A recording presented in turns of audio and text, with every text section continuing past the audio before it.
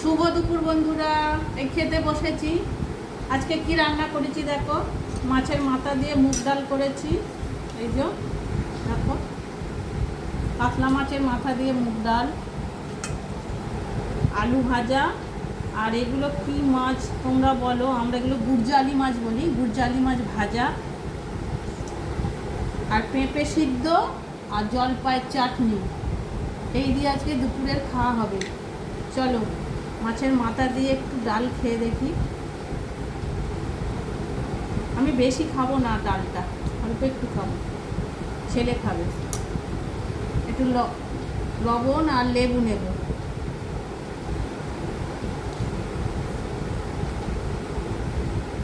লেবু দিয়ে ভালো লাগে মাছের মাথা দিয়ে মুগ ডাল। আলু ভাজা নিতে হবে।